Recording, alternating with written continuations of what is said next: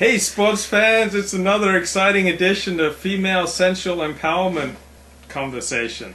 If there's anyone in the entire universe who has done more to promote female sensual empowerment than myself, it's probably my guest, Antoinette Cabral. Hi! So happy to be here. Thank you so much, Luke, for asking me to be part of your interview. The pleasure is all mine. And so we're going to learn how to sensually empower women. Absolutely. Today. So what on earth is female sensual empowerment? Okay, so there's lots of different ways. So let's say a woman, her heart is closed off. And then she's jaded, she's had a heartbreak, and she closes herself off to a man. Yeah. And then she starts talking negative things about a man. Okay. Another thing, a woman, as she gets older, she starts to get so consumed in her job, she gets consumed in technology or maybe with her children, and she forgets to play. She forgets to access that playful spirit, and then her energy gets tight. Or another situation is when a woman, or this can be for a man as well, every day he's looking at himself in the mirror, every day she's looking at herself in the mirror, and there's constant judgments. I'm not good enough, I don't look good, negative self-talk. And what I do is sensual empowerment.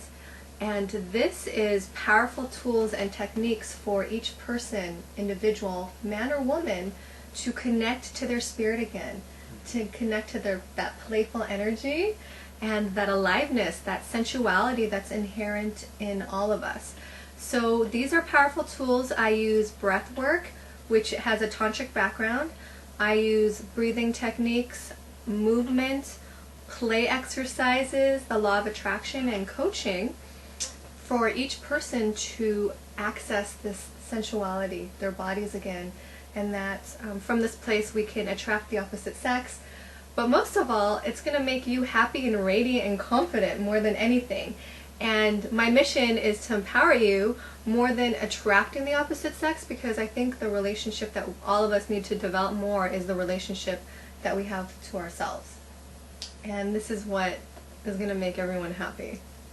So what role does eating spiders play in female sensual empowerment? Is it true that everyone who comes to you for coaching has to eat some spiders? No, I played a joke on Luke earlier. I called him, I said I wasn't going to show up because I ate a spider yesterday, but I actually didn't. I thought it was funny, and maybe this is part of what I teach, just to, have the spontaneity to crack jokes that make fun of life.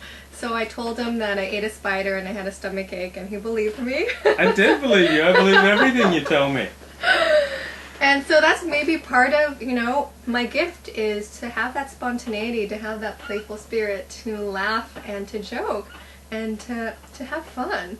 Well, insects are not a laughing matter, because I went to yoga a few months ago and I met this great girl. She was Jewish, she was cute, she was smart, she was accomplished, she excited me.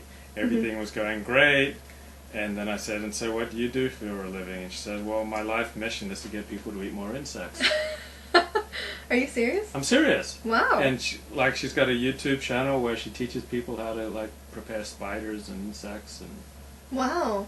and eat them, because she says they're a good source of protein or something like that. And so I've been forever scarred by that experience. So when you tell me you eat spiders, I go, oh my God, another chick who was into eating spiders. I was so torn, because on the one hand she was hot, but on the other hand she ate insects. Yeah, that weren't kosher. Was that a deal breaker? Yeah, I never did ask her out. Yeah. But then she took 6 days to reply to my Facebook message, so that... Yeah. So, I can see it. So I know you... I have a lot of thoughts on female sensual empowerment. This is helping to clarify. It's more of a lifestyle. Exactly. It's more of a lifestyle. It's a way of living. It's not a way to manipulate another person. It's about bringing everyday pleasure, everyday play, everyday, opening up your spirit and having this in every moment.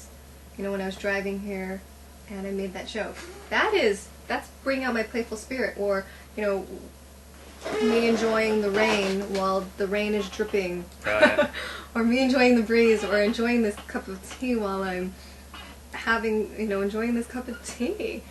And it's about being present and experiencing the pleasure in it. So, how does one become a female sensual empowerment coach? So for me, everything that I teach is something that I've had to learn. Right. So I think most of us don't know how to love ourselves. And for me, just having a childhood where there was a lot of pain and a lot of, my heart was closed, I felt awkward in my own skin, and I was an ugly duckling in school. Everyone Really? Yes. Really? Yes, absolutely. Were you tall and skinny? I was skinny, lanky, I had braces. People made fun of me all the time. Literally, it was a private school with 30 kids. And I was the one that they made fun of every day. And can you imagine being that kid that everyone made fun of? And I felt like I come into class and I was so awkward. And these kids were mean. This was a Catholic private school. And, I don't share this story a lot. But there was one incident when I was younger. They decided to call me this name. And when I think about it, I'm like, oh my god, I'm gonna cry. But, They called you a banana? No. They called me this mean name, and so everyone decided to call me that name, and, nobody wanted to be friends with me. That's horrible. I know. What grade is this? This was mostly through grade school, and up until 8th grade. And then, part of it when I went to a new school. That's horrible. It was horrible. So, for me, I was like the outcast. Yeah. I didn't know how to play.